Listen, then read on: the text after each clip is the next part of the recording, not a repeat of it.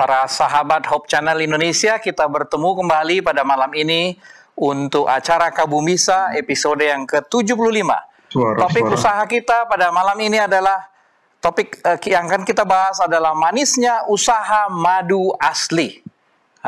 Ini sudah manis, kemudian bukan hanya manis rasanya, tapi manis usahanya. Baik para pemirsa Hope Channel Indonesia, saya Guntur Siboro akan menjadi host Anda pada malam ini. Kamu Bisa adalah kerjasama dari Hope Channel Indonesia dan ASI, sebuah perkumpulan profesional dan pebisnis Alma Advent. Narasumber kita pada malam ini akan bersama dengan narasumber praktisi. Ada dua orang narasumber praktisi kita yang akan langsung bergabung dengan kita dari Malang. Yang pertama adalah Bapak Tri Joko Susanto MKom. Kita sapa Pak Tri. Selamat malam Pak Tri. Selamat malam. Oke, pemirsa semua. Baik, luar biasa. Terima kasih Pak Tri. Dan bersama beliau adalah Pak Daniel Setiabudi. Selamat malam Pak Daniel. Selamat malam. Baik, apa kabar Bapak berdua dari Malang? Udara cerah di sana, hujan?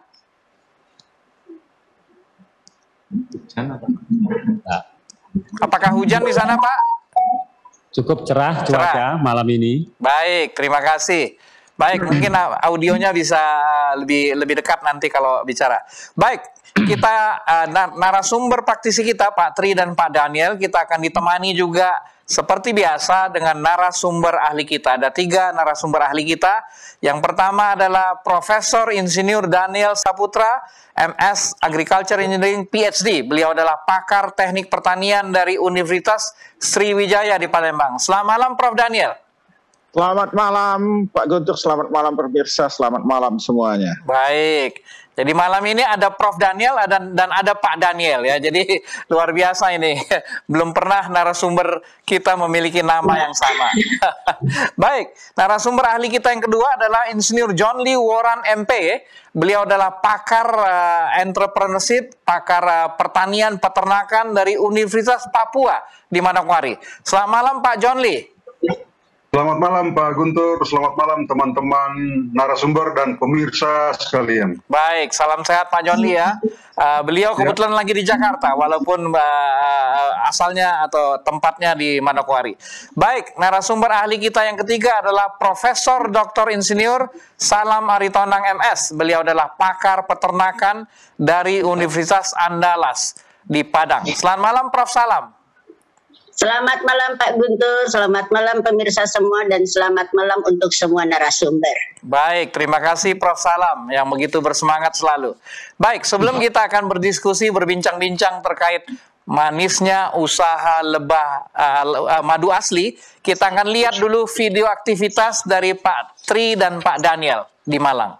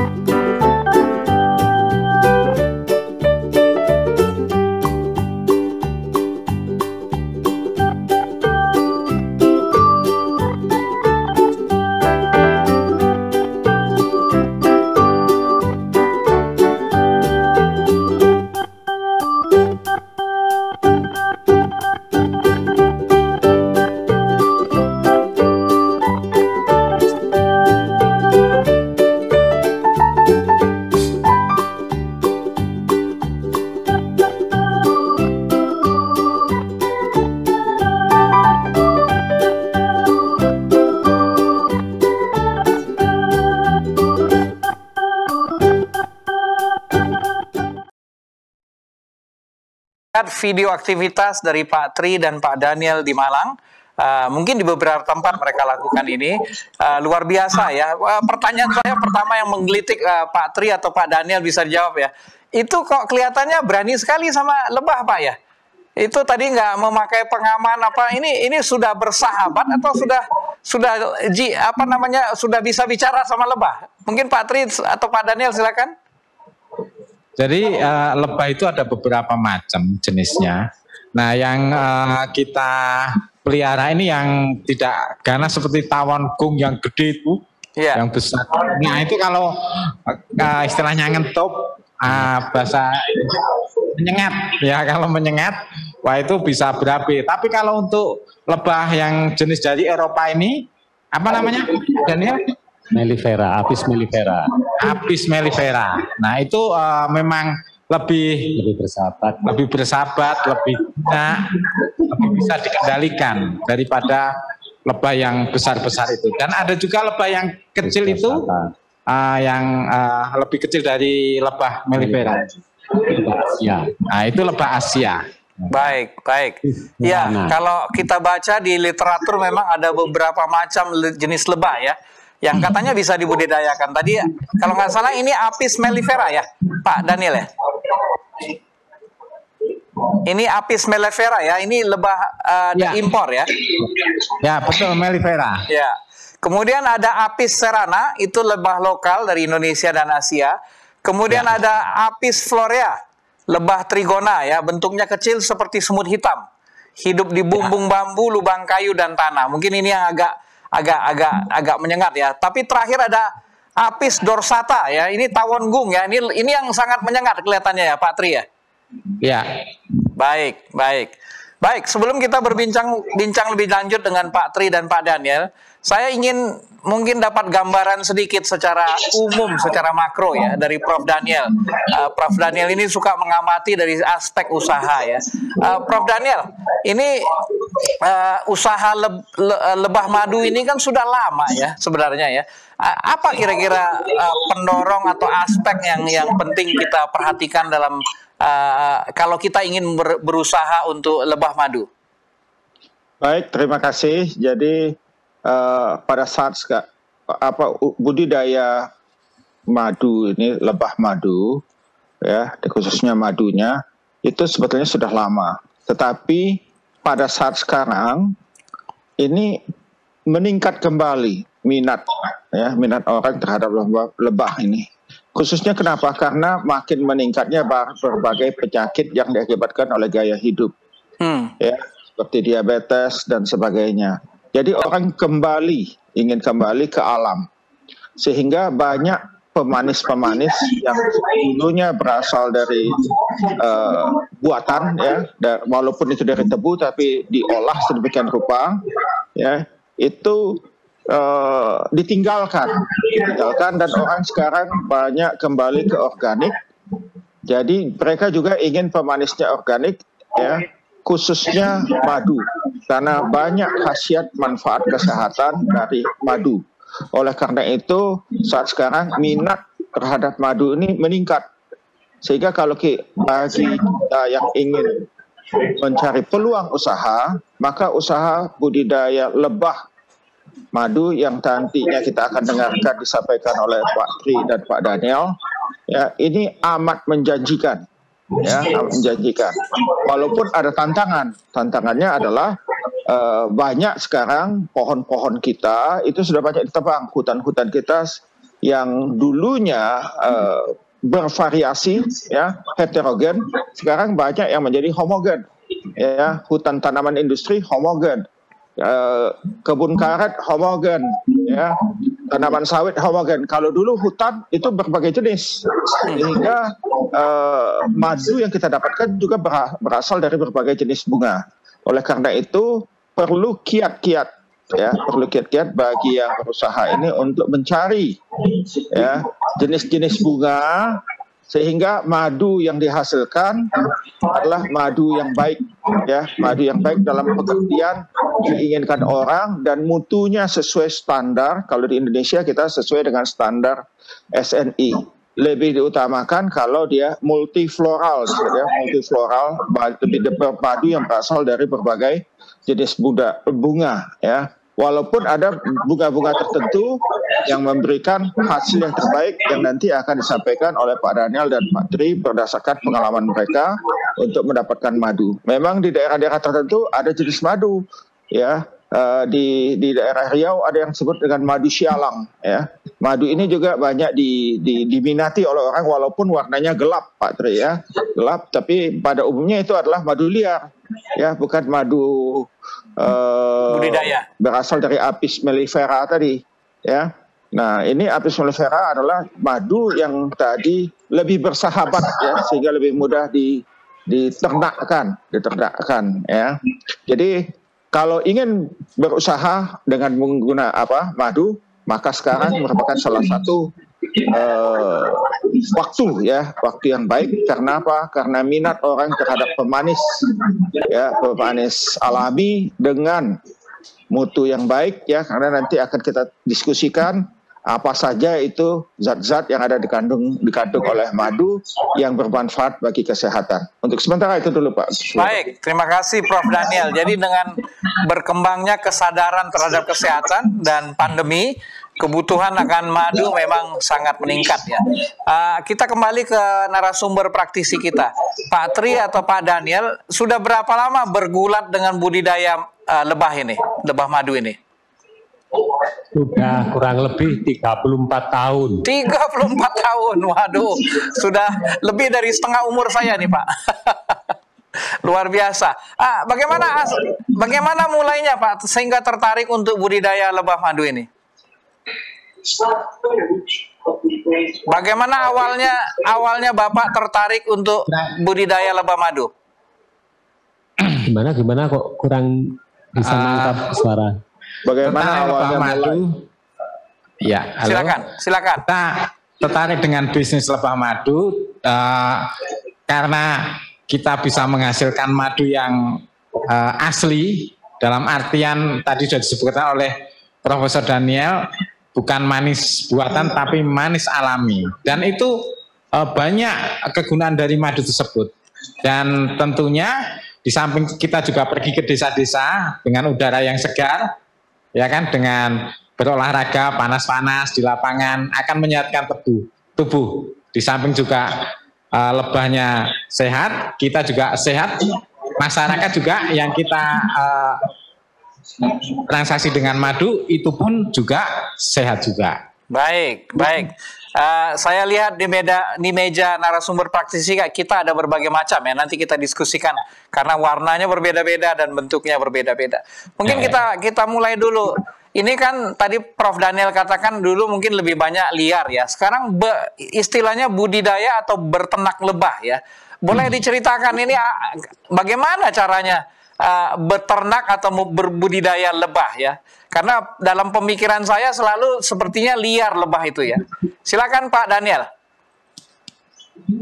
atau ya, Pak Tri, ya silakan. Jadi, dalam beternak lebah ini kita menjalin kerjasama, saling menguntungkan dengan lebah. Ya, kita bawa lebah ke sumber pakan yang mereka inginkan, ya. Kemudian kita pun akan mendapat bagian dari mereka dari sisa-sisa yang mereka makan, yang mereka simpan. Apabila musim habis, di dalam sarang tidak ada makanan, tidak ada cadangan, maka kita berkewajiban mengembalikan kepada mereka kebutuhan mereka dengan cara kita carikan sumber pakan lebah. Misalnya kita bawa ke perkebunan di mana ada jenis tanaman yang seragam, yang menghasilkan madu dalam jumlah besar, hingga kebutuhan mereka tercukupi dan kita pun juga mereka cukupi. Itu baik, dasar-dasar dan prinsip-prinsipnya. Baik, ini namanya Pak Daniel cara modern beternak lebah, ya. Boleh diceritakan sedikit lebih detail? Kalau dulu kan kita mencari madu di hutan, ini cara modern bekerja sama dengan lebah untuk beternak lebah. Boleh ceritakan apa ini cara modern beternak lebah ini? Cara beternak. Jadi kalau zaman dahulu itu kan berburunya mesti berisiko kan, ke atas panjat-panjat pohon. Iya. Ya kan? Dan itu hanya profesional yang bisa melakukan. Nah, dan resikonya sangat tinggi. Ya, memanjat pohon tinggi kalau jatuh bisa apa? Kaki patah, tangan patah, bahkan apa? Bisa setelah di atas diserang oleh lebah karena rumahnya kita rusak.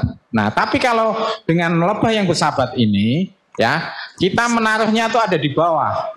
Slide-nya bisa di slide. Ya, ada di bawah, mungkin ditayangkan itu foto yang lebah ada di bawah tadi.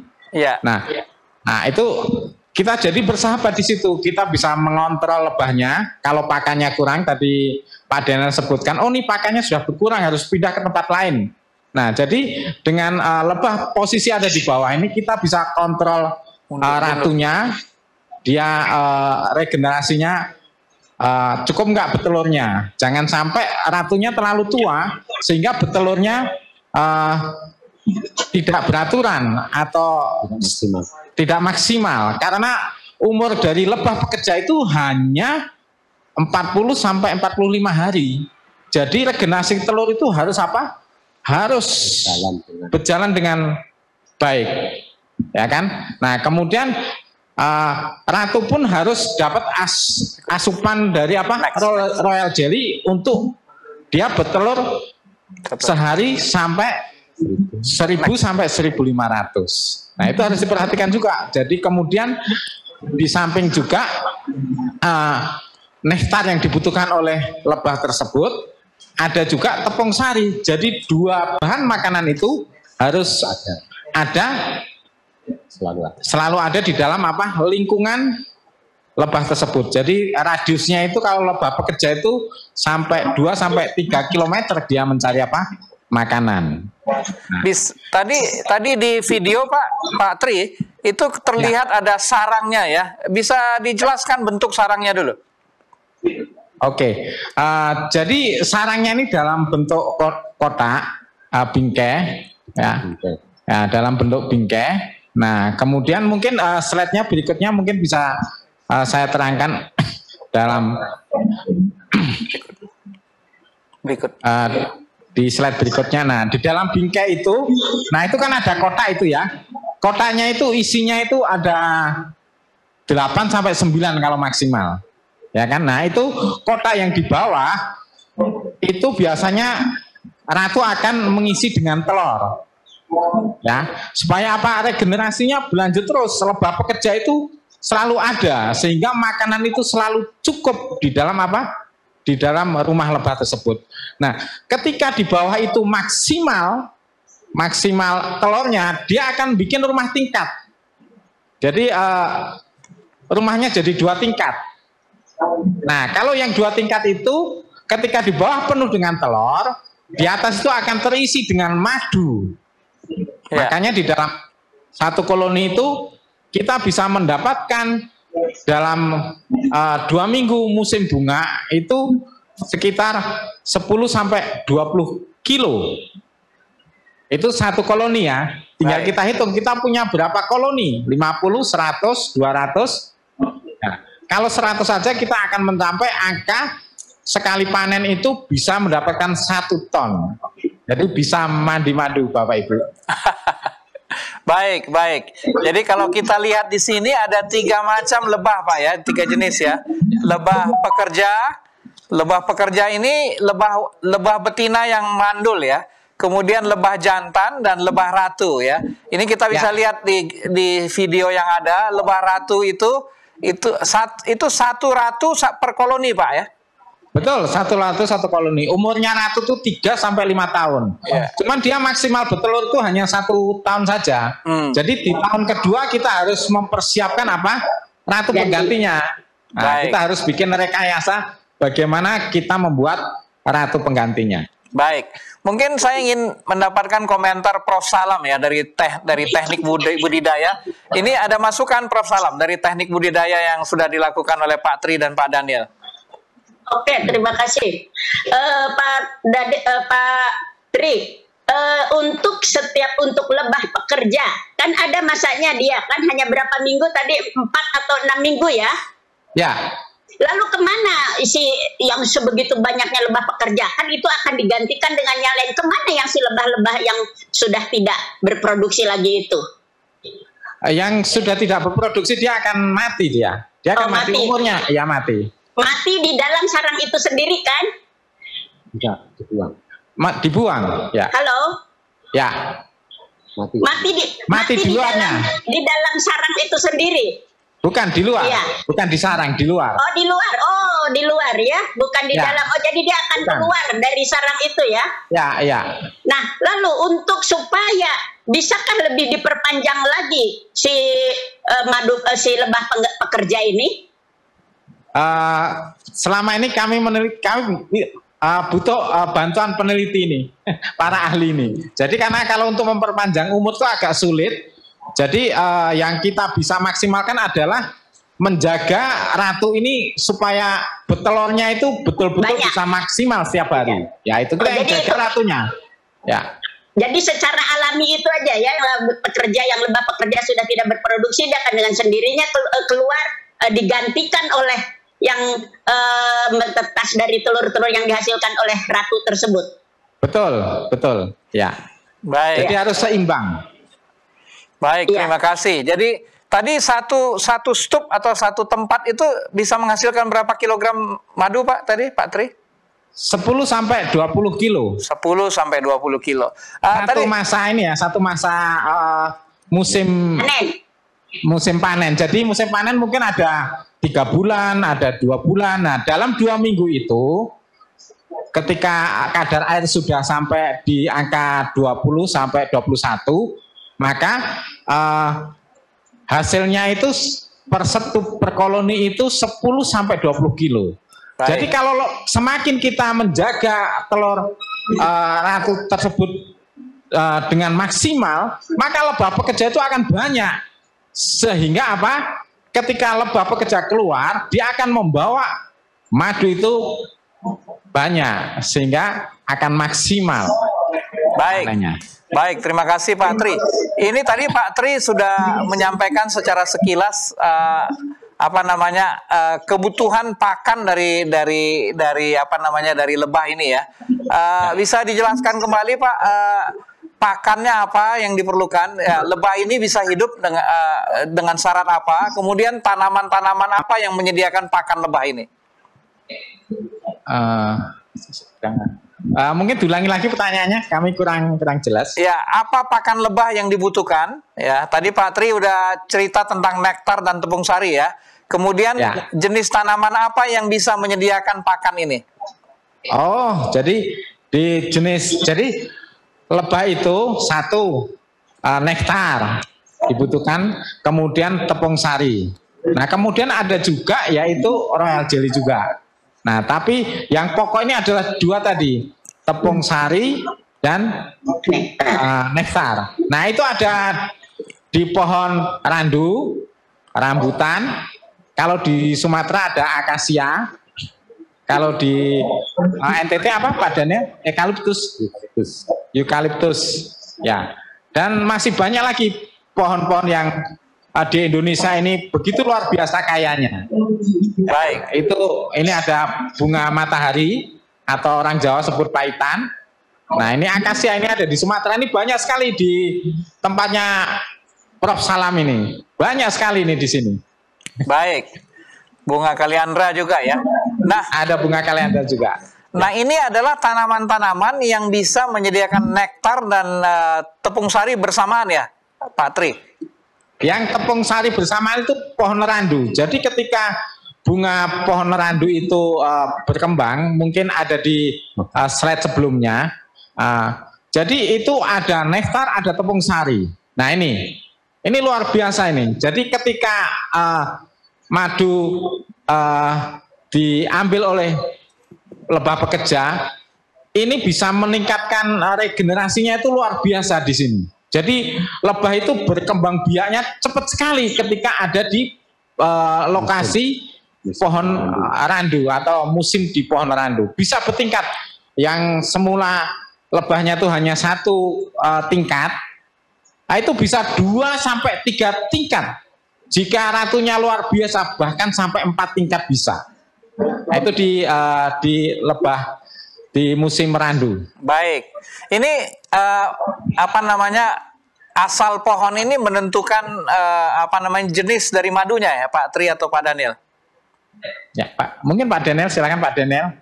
Ini jadi pohon-pohon itu bisa menentukan madu apa saja. Pak Daniel silakan terangkan. Oke, jadi madu itu sangat tergantung dari sumber yang diambil oleh lebah. Jadi biasanya madu itu akan membawa ciri khas tanaman itu sendiri. Jadi baik aroma, warna, rasa, setiap bunga pasti berbeda. Itulah ciri khas daripada madu. Baik, baik. Kalau melihat dari beberapa pohon ini, mana yang paling nilai ekonomisnya paling tinggi, Pak Daniel? Ini madu randu. Madu randu, silakan. Ini madu randu. Ya. Ini sudah 1 tahun. Dia sudah mengalami sedikit perubahan warna. Pada saat baru saja panen, warnanya itu lebih transparan, lebih kuning, lebih jernih. Dengan berlalunya waktu, dia akan mengalami perubahan, sehingga pada saatnya nanti apabila madu ini sudah semakin gelap, itu menandakan bahwa madu ini bertanda akan mengalami kerusakan. Biasanya madu yang berkualitas itu tahan belum mengalami penurunan kualitas itu 3 tahun. Setelah 3 tahun dia akan secara cepat mengalami kerusakan. Itu. Baik, terima kasih.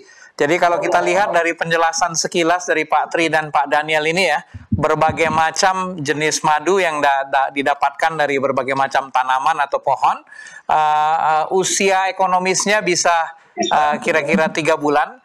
Saya ingin minta pengamatan dari Pak John Lee mungkin dari secara umum dari sisi aspek usaha. Kira-kira menurut Pak John Lee bagaimana ini dengan berbagai macam model yang kita lihat tadi? Baik, terima kasih Pak Guntur. Jadi sebetulnya untuk mendapatkan lebah madu ya itu ada 2 cara, secara tradisional dan secara modern. Cara tradisional itu biasanya orang mencarinya di hutan, dan pada saat ketemu lebah yang sedang menggantung di batang pohon, kemudian mereka mencoba untuk mengambil madunya, kalau sudah cukup umur, tetapi resikonya adalah lebah bagian akan mati karena mungkin hingga mendapatkan madu yang dalam jumlah banyak itu sangat sulit. Itu cara tradisional. Nah, secara modern itu biasa kita kenal dengan lebah madu ini sebetulnya masuk dalam kelompok aneka ternak. Dan cara modern itu seperti yang sudah dilakukan oleh Pak Tri dengan Pak Daniel. Jadi mereka menggunakan stuk atau kotak, kemudian mereka menyiapkan pakan dari berbagai jenis pohon yang menjadi sumber pakan dari madu itu sendiri. Nah, yang menjadi persoalan sekarang adalah tadi Prof. Daniel sudah sampaikan, walaupun kita berada di Katulistiwa, tetapi kebanyakan pohon-pohon yang menjadi sumber pakan dari lebah itu sudah banyak yang ditebang. Sehingga memang sudah saatnya kita untuk melakukan budidaya tanaman penghasil nektar ya, serbuk sari itu untuk menjadi pakan dari lebah. Dan salah satu yang sudah dijelaskan tadi oleh Pak Daniel adalah menggunakan jenis rando, karena ini sangat efisien, karena dua jenis pakan sudah dapat dihasilkan sekaligus. Itu yang pertama. Kemudian yang kedua yang tadi sudah disampaikan oleh Pak Tri, dalam satu stok itu bisa mendapatkan 10-20 kilo. Itu artinya bahwa nilai ekonomis dari beternak lebah madu ini sangat potensial. Apalagi sekarang permintaannya terus meningkat, sehingga sebetulnya ini perlu didorong. Jangan hanya Pak Tri dengan Pak Daniel yang berusaha sudah sekian lama, katakanlah tadi sudah 30-35 tahun, tapi mestinya para pengusaha baru itu bisa memulai. dan di tempat masing-masing tentu punya jenis pohon yang berbeda-beda sesuai dengan kondisi daerah, sehingga akan menghasilkan lebah madu yang juga bervariasi dan pasti memiliki nilai ekonomi yang tinggi. Seperti itu. Baik. Terima kasih Pak John Lee. Kita akan diskusikan lebih lanjut, lebih detail terkait dengan bagaimana meningkatkan produktivitas tadi ya, berbagai, karena pohon ini ada musimnya juga. Namun sebelum itu, jika para penonton sahabat Hope Channel Indonesia memiliki pertanyaan, bisa menyampaikan pertanyaan melalui YouTube Live, chat di YouTube Live atau chat di Facebook Live, atau juga menyampaikan pertanyaan kepada call center Hope Channel Indonesia. Kita akan lanjut, sebelum itu kita akan lihat dulu yang satu ini. Wih, apa nih, kayaknya enak banget ini. Oh, kolak multigrain. Yuk kita coba bikin juga yuk. Gimana sih caranya? Kita siapin multigrainnya. Ada kacang hijau, kita juga pakai kacang lentik, kacang atsuki, kacang garbanzo, gandum, dan beras pecah kulit. Ini bahan-bahan yang lainnya juga kacang mede, tapi kita rendam dulu 1-24 jam. Terus kita siapin juga gula merah, daun pandan, 1 ruas jahe, garam secukupnya, juga kita butuh bubuk kayu manis. Pertama-tama kita harus blender kacang mede yang udah kita rendam tadi. Jadi deh santan kacang mede. Boleh juga sih kalau mau pakai santan yang lain, yang penting berbasis nabati ya bro. Oke, terus kita nyalain api, masukin wajan, masukin air, terus kita tunggu sampai mendidih. Kita tutup, terus kita tunggu sampai mendidih. Nah, pas sudah mendidih kita masukin semua multigrainnya tadi, semuanya, jangan boros-boros, semuanya kita habisin. Oke, sekarang kita masukin daun pandan sama jahenya, terus kita tutup lagi. Oke, sekarang kita masukin juga santan kacang medenya, biar enak, biar berasa kental-kental gimana gitu. Oke, kita juga harus masukin gula merahnya biar agak berasa manis kolaknya. Jangan lupa pakai garam, biar sedikit-sedikit kita tambahin, yang penting ada garamnya. Kalau masih kurang manis juga kita tambahin sedikit gula merahnya biar enak. Wih, jadi. Nah, sekarang tinggal kita sajiin deh. Wih, enak banget nih, panas-panas apalagi. Terus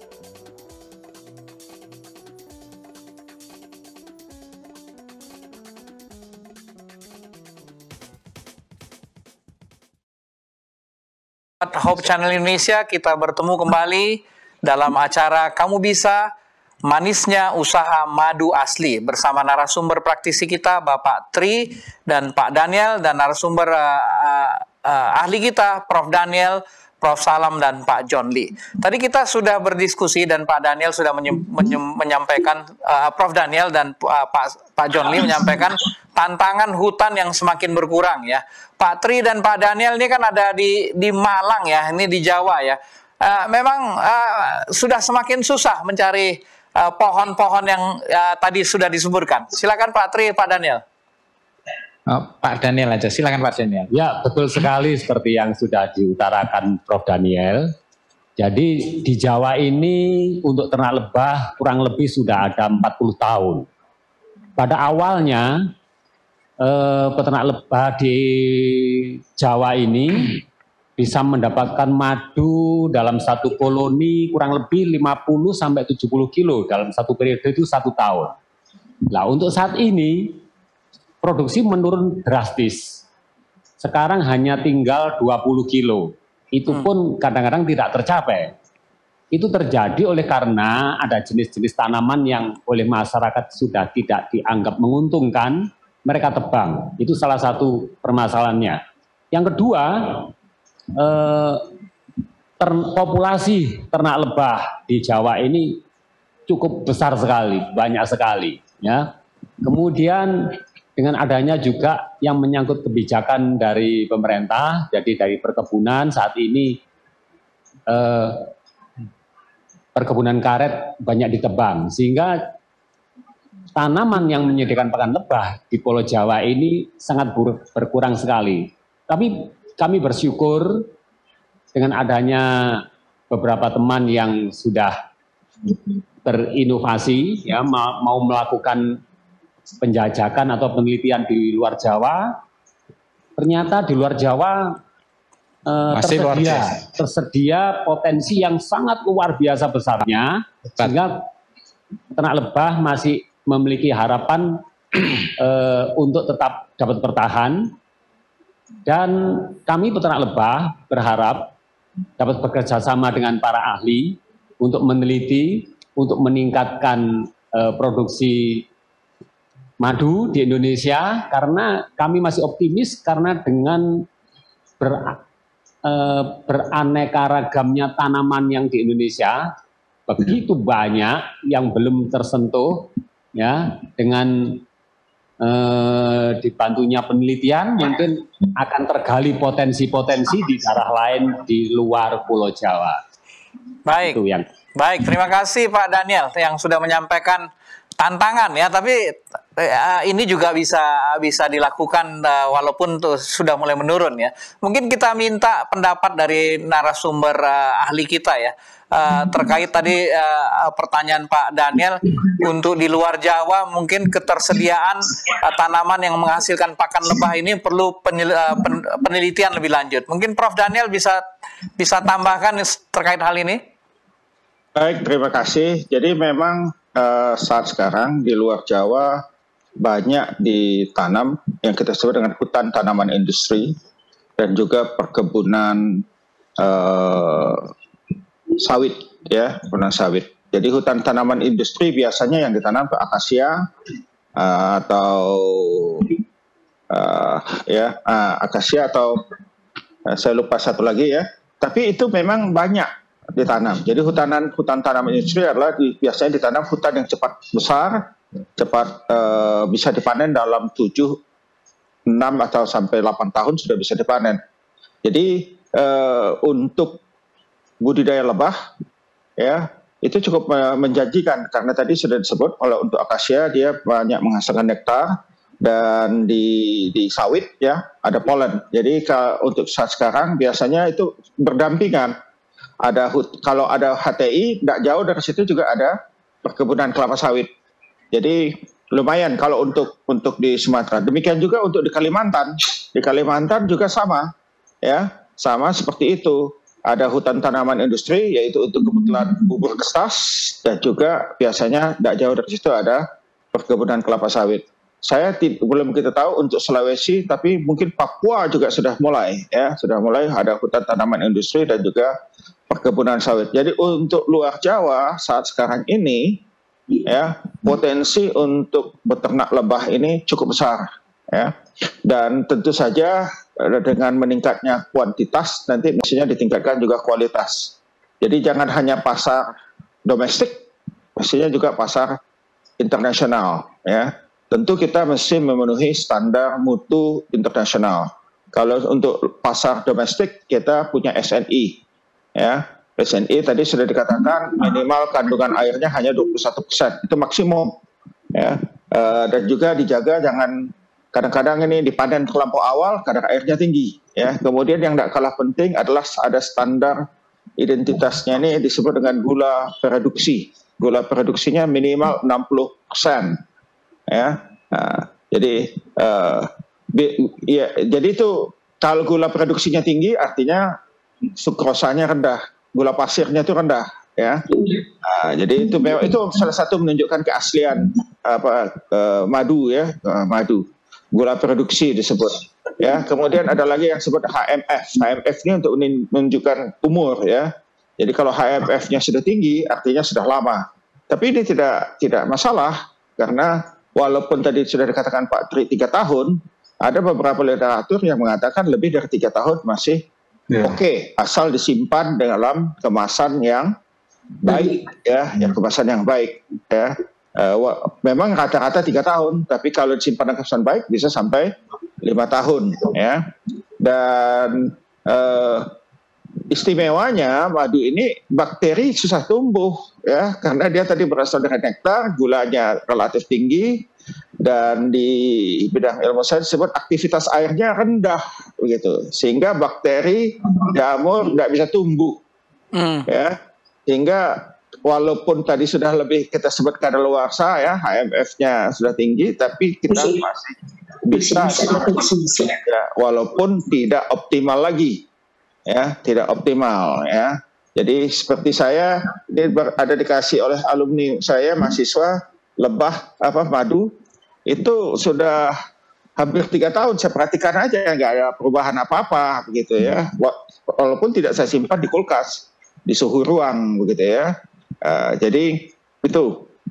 Jadi potensi untuk luar Jawa besar. Kalau di Jawa sudah banyak lahan kita yang ditebang ya, sehingga lahan perkebunan sudah mulai menurun. Mungkin yang bisa kita manfaatkan kalau di Pulau Jawa adalah perkebunan tebu ya, perkebunan tebu.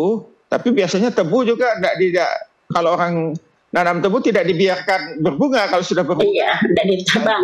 Gulanya sudah nggak ada ya. Jadi teh juga nggak ada bunganya, belum sempat berbunga sudah dipanen daunnya. Ya, jadi mungkin ada kopi, ya perkebunan kopi. Mungkin Jawa Timur ada coklat, ya perkebunan coklat dan masih banyak kalau daerah Jawa Timur saya rasa, walaupun sudah berkurang banyak, ya berkurang banyak. Itu Pak untuk sementara. Jadi peluangnya besar di luar Jawa. Baik, tapi walaupun masih bisa di Pulau Jawa. Baik, terima kasih Prof. Daniel. Saya ingin mendapatkan tambahan komentar dari Prof. Salam dan Pak John Lee terkait hal ini, karena ini menarik ya. Silakan Prof. Salam. Oke, terima kasih. Saya ingin menambahkan yang diterangkan oleh Prof. Daniel tadi. Kenapa madu bisa tahan lama bertahun-tahun padahal dia bentuk cairan. Umumnya cairan itu adalah mudah rusak. Tapi kelainannya untuk madu, dia adalah gula. Tapi gulanya bukan gula seperti gula biasa yang dimana dia itu adalah mempunyai fungsi sebagai pengawet juga secara ilmiah ya. Kenapa bakteri tidak dapat hidup pada madu ini? Bakteri hidup hanya pada air yaitu H2O. Sementara air yang ada pada madu ini adalah air yang sudah terikat dalam bentuk gula ya. Sementara gula itu pengawet. Itu makanya madu walaupun istilahnya seperti kata Prof. Daniel tadi sudah kadaluarsa itu sebetulnya tidak. Ya, walaupun sudah menurun, tapi boleh dianalisa tidak akan ada bakteri di situ. Hanya zat nutrisinya aja berkurang sedikit. Jadi madu lebah ini memang sekarang sedang tren ya, sudah masuk di dalam mata kuliah aneka Satwa Harapan seperti kata Pak John Lee. Di UNAN itu masuk di Satwa Harapan kita, di Ternak Satwa Harapan ya, itu 2 kali perkuliahan, tapi peminatnya ternyata banyak. Dan sekarang sudah mulai mahasiswa melakukan beberapa penelitian ke madu ini. Sekarang sudah mulai. Jadi kenapa masih masuk ke Satwa Harapan belum jadi mata kuliah khusus? Karena memang masih ternak ini madu ini kalau dibudidayakan dengan serius seperti hal yang sudah dilakukan oleh Pak Tri dengan Pak Daniel ternyata sangat menjanjikan untuk menjadi mata pencaharian. Terima kasih Pak John, Baik, terima kasih ya, terima kasih Prof. Salam. Mungkin Pak John Lee kalau melihat karakteristik hutan dan tanaman di Papua dan Papua Barat, ini ada peluang Pak di sana? Ya betul. Jadi sebetulnya di Papua dan Papua Barat masih memiliki potensi besar untuk dikembangkan. Yang menjadi masalah adalah peminat untuk budidaya lebah madu ini masih sangat kurang. Di Wamenah dulu itu pernah dikembangkan dalam jumlah yang banyak, tetapi pada akhirnya juga berkurang, kemudian pada akhirnya tidak lagi dipertahankan untuk terus dibudidayakan. Jadi inti dari beternak lebah madu ini sebetulnya menyangkut komitmen. Kalau kita punya komitmen kuat, maka pasti kita akan bertahan dengan satu usaha itu saja. Dan tadi Pak Tri dengan Pak Joko sudah Pak Daniel dengan Pak Tri sudah menyampaikan bahwa kalau satu stup yang mereka dapatkan 10 sampai dengan 20 kilo, ya itu minimal, maka kalau di Papua dijual katakanlah 1 botol dengan harga 200.000 saja, kita sudah bisa hitung berapa besar keuntungan yang mereka bisa dapat. Sementara ongkos yang dikeluarkan sebetulnya tidak banyak, karena pakan tidak dibeli. Pakan itu hanya dengan cara memindahkan stup, ya, memindahkan stup dari satu pohon ke pohon yang lain, kemudian melihat musim berbunga dari setiap pohon, sehingga kalau dihitung-hitung sebetulnya marginnya atau revenue-nya itu masih sangat besar. Dan ini merupakan peluang yang sangat menjanjikan bagi mereka yang betul-betul berminat untuk mengembangkan budidaya ternak lebah ini. Seperti itu Pak. Baik, terima kasih Pak John Lee. Tadi Pak John Lee sudah menyampaikan sedikit memindahkan stup ya dari satu lahan ke lahan lain. Mungkin Pak Tri dan Pak Daniel, ini apa kiatnya supaya bisa dipindahkan stup ini ke satu tempat ketika siklus bunga berpindah ya. Bagaimana caranya supaya lebah ini tidak stres atau tidak bisa dipindahkan ke tempat lain? Oke, saya jawab Pak Tri. Silakan Pak Daniel. Ya.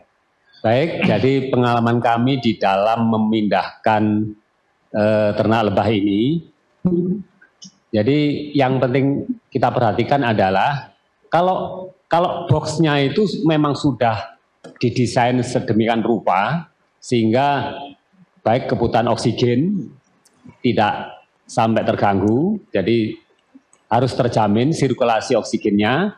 Kemudian tidak boleh mereka sampai kehabisan pakan. Jadi pada saat dalam perjalanan mereka harus tetap tersedia makanannya sampai tercukupi sampai di tempat tujuannya.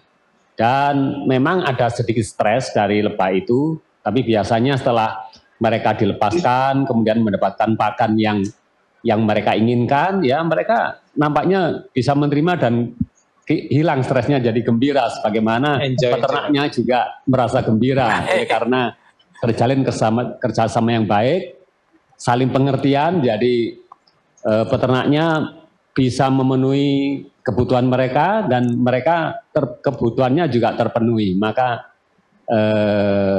berjalan dengan baik dan masing-masing akan memperoleh apa yang diinginkan. Baik. Jadi mungkin saya tambahkan dulu Pak. Silakan Pak Tri.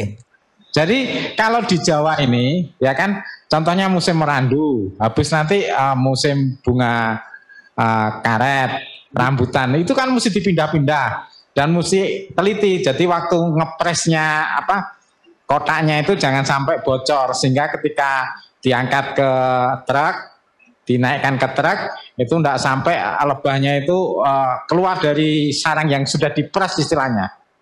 Jadi ngepresnya itu pun pada waktu maghrib, jadi pada waktu jam 6 sore itu sudah lebah masuk semua, kita tutupin semua, kita pres, kita pindahkan dari tempat, contohnya dari Malang itu ke Jember, ya kan, kemudian ke Kediri, ya kemudian ke Nganjuk.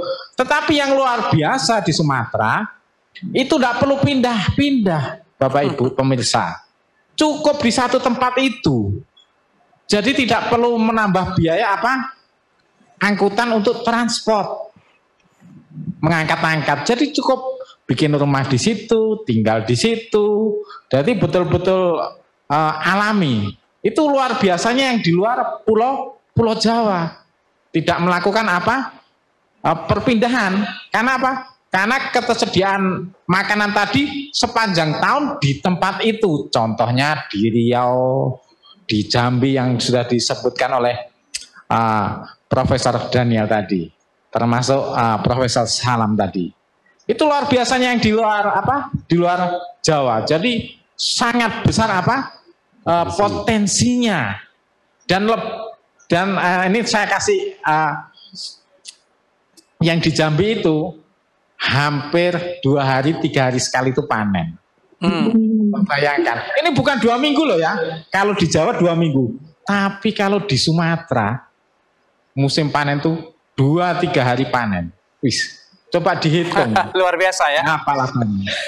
Baik, terima kasih Pak Tri dan Pak Daniel yang sudah memotivasi. Ini khususnya di luar Jawa. Di Jawa pun bisa, tapi di luar Jawa akan lebih banyak potensinya. Sudah ada pertanyaan yang masuk ke kita untuk kita bisa nanti jawab dari Rile Silalahi ya.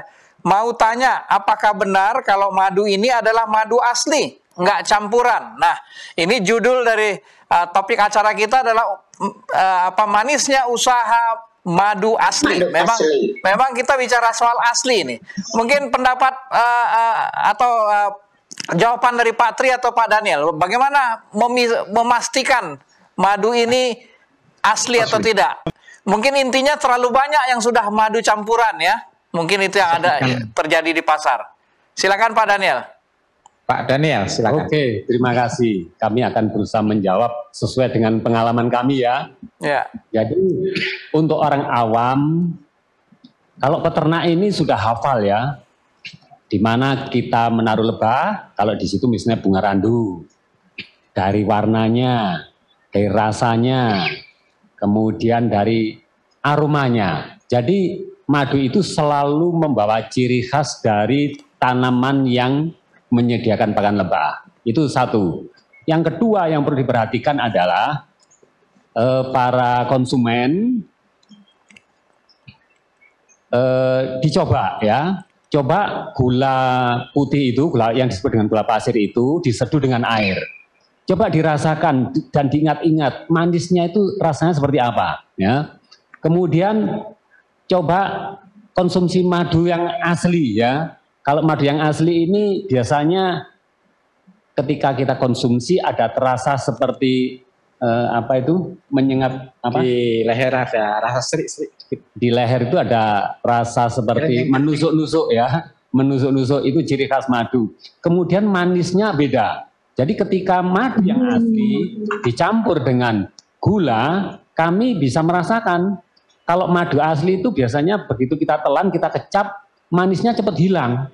Tapi kalau gula itu manisnya lama sekali di mulut kita, di tenggorokan kita, sehingga kita bisa belajar merasakan apabila manis itu semakin manisnya semakin lama. Manisnya gula itu semakin terasa dan bertahan lama di tenggorokan kita, ya kita bisa menilai bahwa keasliannya tidak terjamin ya. Jadi itu perlu belajar, Baik. Terima kasih. Baik. Saya sampaikan.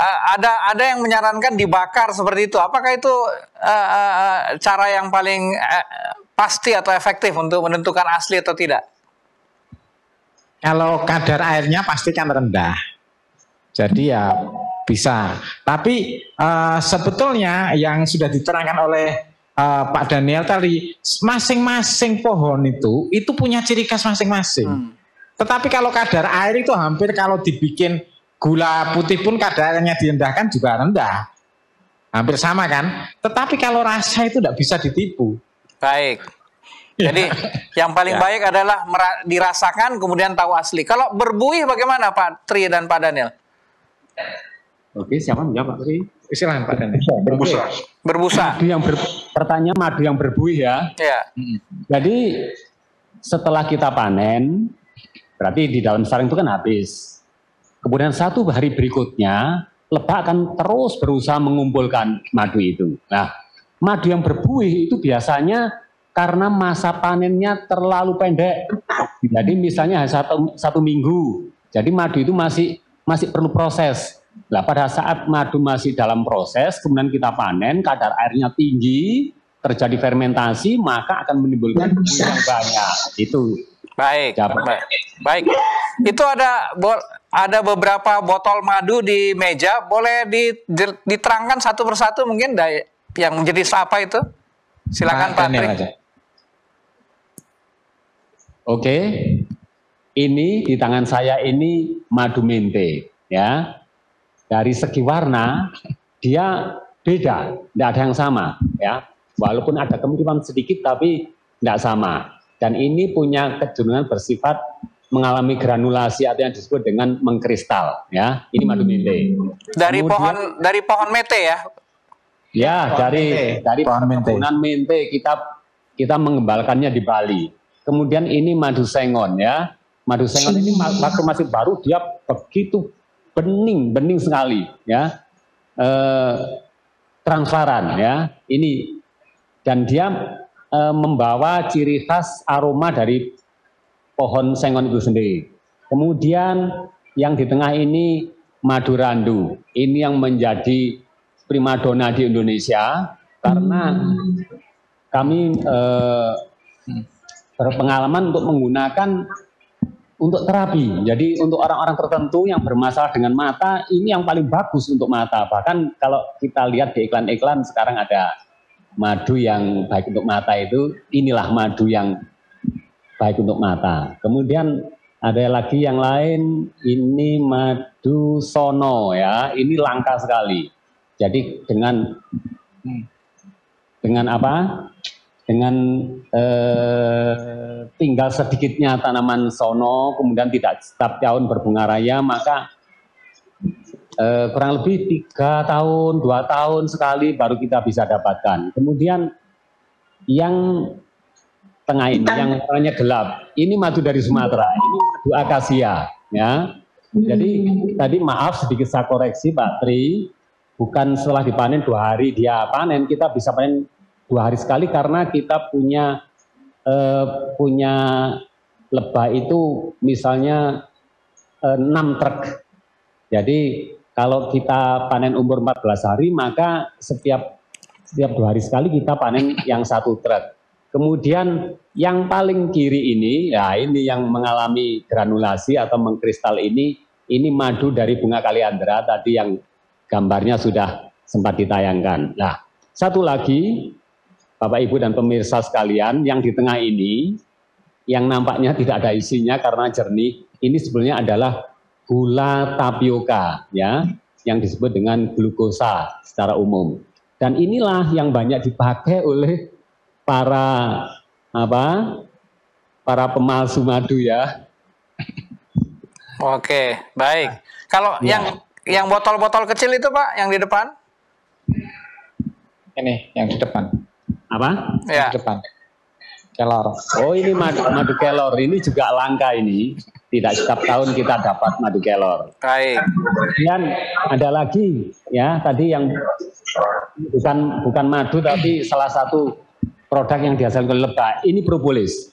Propolis ini dia antivirus, dia anti bakteri, dia juga anti jamur, dan banyak sekali gangguan kesehatan yang bisa kita tolong dengan propolis ini sehubungan dengan infeksi, ya. Kemudian yang sedikit inilah di Polen, ya. Jadi tepung sari ini juga sangat bermanfaat untuk menjaga kesehatan kita, terutama untuk orang-orang yang hidup di zaman modern ini, ya, di mana banyak orang mengalami terjadi pemecahan pembuluh darah, dan di Polen ini salah satu yang menonjol adalah menguatkan pembuluh darah. Jadi orang-orang seperti yang sudah pernah kena stroke, yang pernah pecah itu, ya boleh segera dikuatkan untuk mencegah pecahnya kembali dari sisi pembuluh darahnya. Itu baik.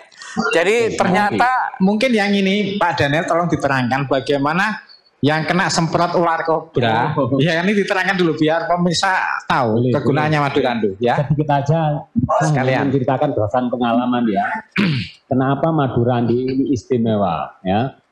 Saya punya saudara, dia disembur ular kobra dan terkena pada matanya, dan dia sudah merasa menghadapi kebutaan karena penglihatannya semakin buram sekali.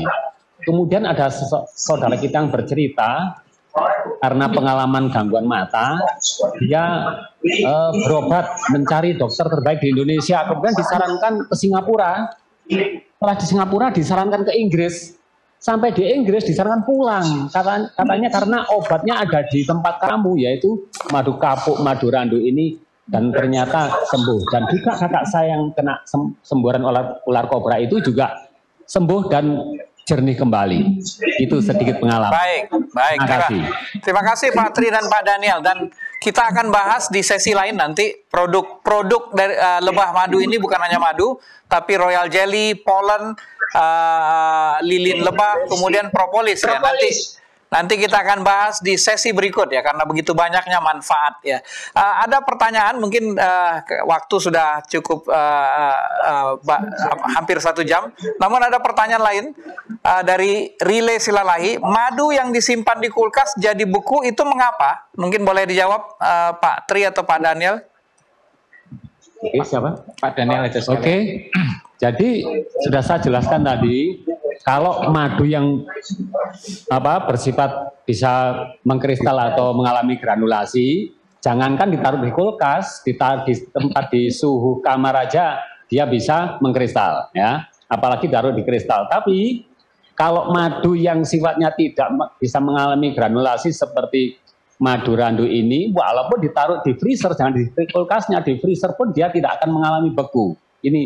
Ini kelebihan ciri-ciri daripada madu. Dan banyak juga seperti madu karet, madu bunga matahari, dia akan bisa mengalami granulasi atau mengkristal tadi. Tapi ada juga madu sengon yang tidak bisa, madu dari bunga kopi, madu dari bunga kelor, ya, dan masih Sebenarnya banyak jenis-jenis madu yang lain. Itu saya rasa. Baik, terima kasih. Tidak terasa sudah hampir 1 jam kita berdiskusi, dan memang kelihatannya harus ada sesi berikut terkait dengan madu ini dan produk-produk lainnya. Ada satu pertanyaan Pak Tri dan Pak Daniel ya, mungkin ini juga akan menjadi pertanyaan dari narasumber praktisi, narasumber ahli kita, khususnya Pak John Lee. Kalau memang berusaha madu asli ini agak susah, apakah ada terbuka peluang menjadi distributor atau penjual? Ya. Ya, jadi sebetulnya Pak Tri dengan Pak Daniel ini dengan produksi yang melimpah, mereka butuh pasar, harus tersedia secara terus-menerus. Salah satunya adalah mereka bisa menawarkan kepada pihak yang bersedia untuk bisa mendistribusikan produk-produk ini supaya bisa disampaikan lebih cepat lagi kepada konsumen. Jadi tidak bisa kalau mereka sendiri yang harus memasarkan, apalagi kalau seandainya produksi sudah melimpah dan Pak Tri dengan Pak Daniel tinggal di Malang, kemudian produk madu ini harus didistribusi ke daerah yang lain, butuh link, butuh channel, butuh kemitraan usaha dengan pihak-pihak yang lain. Itu yang pertama. Kemudian yang kedua, yang paling penting adalah harga tidak pernah berbohong. Jadi walaupun mahal tetapi kualitasnya terjamin, maka mereka yang tidak berintegritas kemudian menciptakan madu tiruan tetap akan kalah. Ya, jadi harus pertahankan yang asli, dan asli itu akan terus dicari oleh konsumen. Demikian. Baik. Bagaimana respon Pak Tri dan Pak Daniel ini mengenai apakah ada peluang kemitraan untuk mendistribusikannya? Jadi bagi yang tinggal di kota, ya kan, bisa jadi distributor. Kenapa? Panen dari Jawa, dari Sumatera, terutama itu sangat berlimpah, dan harganya karena panen berlimpah, harga produksinya murah. Ya kan, sementara di zaman COVID ini kebutuhan madu itu sangat-sangat meningkat. Jadi untuk menjadi distributor itu akan mengambil ekonomi yang sangat yang sangat tinggi. Karena penduduknya itu banyak yang memerlukan asupan dari madu tersebut. Nah, kurang lebih itu, Pak. Baik, terima kasih. Baik, kita sudah tidak terasa sudah 1 jam, dan kita akan seperti saya katakan tadi, kita akan lanjutkan nanti di sesi yang berikut, termasuk membahas produk-produk lebah selain madu, yaitu propolis, royal jelly, dan lain-lain. Baik, sebelum kita akan selesaikan episode ini, saya ingin meminta konklusi atau motivasi dari masing-masing narasumber kita. Mungkin Prof. Salam dulu. Terima kasih dari pemaparan sejam ini saja membuka peluang bagi pemirsa, setidaknya untuk membudidaya lebah itu agak sulit, setidaknya membuka peluang untuk jadi distributor, karena sudah dibuka oleh Pak Tri dengan Pak Daniel. Terima kasih. Terima kasih. Prof. Daniel? Baik, saya akan tambahkan satu saja sebelum konklusi, yaitu untuk menentukan keasliannya hanya bisa sebetulnya dari laboratorium. Kenapa? Karena di madu ada satu hal yang tidak bisa ditambahkan oleh pemalsu, yaitu ada enzim diatase. Ya, jadi pada madu yang asli pasti mengandung enzim dan standarnya minimal 3%. Ya, semakin tinggi semakin bagus. Dan kalau orang tadi ada gula reduksi, ya, gula reduksi tadi dari singkong itu juga gula reduksi. Jadi sering orang memalsu madu menggunakan gula reduksi, gitu ya, tapi tidak mengandung enzim. Ya, baik. Nah, untuk konklusi, pasar sekarang sedang meningkat, maka berinvestasi dengan budidaya madu mempunyai peluang untuk menghasilkan keuntungan. Baik. Terima kasih. Baik, terima kasih Prof. Daniel. Pak John Lee? Ya, beternak lebah madu tidak hanya menciptakan lapangan pekerjaan bagi peternak di hulu, tetapi juga dapat menciptakan lapangan pekerjaan yang baru di hilir, mulai dari pengolahannya sampai ke pemasarannya, dan ini benar-benar sangat menjanjikan. Sehingga kalau ada pemirsa yang berminat, saya kira inilah saatnya untuk memulai bisnis baru. Terima kasih. Baik, terima kasih. Kemudian dari narasumber praktisi kita, konklusi atau motivasi. Dari Pak Tri mungkin dulu yang pertama. Jadi hutan di Indonesia ini sangat luar biasa. Kekayaan kita di Indonesia sangat luar biasa. Jadi ketika kita mau beternak lebah, ya nanti kalau yang mau belajar akan diajarin bagaimana beternak lebah. Ya, mulai dari nol kita akan ajarin. Jadi jangan takut pemirsa yang mau belajar. Kita akan tuntun satu-satu sampai bagaimana bisa mengembangkan koloni, ya kan, memilih tempat yang bisa untuk pakan lebah tersebut. Bahkan bagaimana kita cara mendistribusikan, ya itu peluang-peluang itu sangat luar biasa. Sehingga ketahanan ekonomi Indonesia akan meningkat. Nah, ketahanan ekonomi meningkat, kesehatan pun meningkat juga, ya kan? Sehingga ketika ada masalah-masalah kesehatan, dengan produk lebah ini kita akan bertahan. Sebagai contoh propolis. Propolis itu bagi lebah dia itu akan memfilter bakteri-bakteri yang akan masuk. Nah, makanya kenapa tadi disebutkan kenapa madu itu bakteri tidak ada, ya karena dari lebahnya sendiri tadi sudah menjagain lewat propolis tadi. Nah itu salah satu kelebihan dari apa?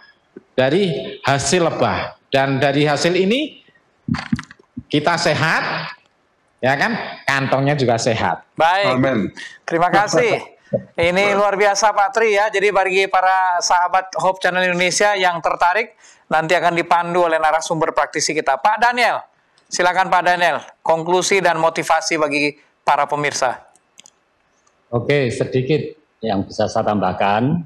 Setelah kita berbincang tentang lebah ini, saya mengatakan ada dua peluang masih ya.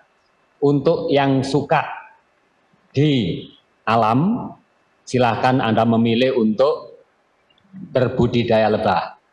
Untuk yang kehidupannya jauh dari alam pedesaan, silahkan untuk menjadi agen ya atau distributor madu yang asli yang dari kami ya. Itu rasa yang kita sampaikan. Baik. Terima kasih. Sekali lagi ditegaskan ya, ada peluang yang begitu besar. Baik para pemirsa sahabat Hope Channel Indonesia, tidak terasa sudah lebih dari 1 jam kita berbincang-bincang manisnya usaha madu asli. Ingat ada kata asli di sini. Kita akan lanjutkan ini untuk yang sesi berikut nanti karena ada produk-produk madu yang lain seperti propolis, royal jelly, yang lain-lain ya, bee pollen. Baik, demikian acara kita pada malam ini. Sampai kita bertemu pada sesi Kamu Bisa yang lain.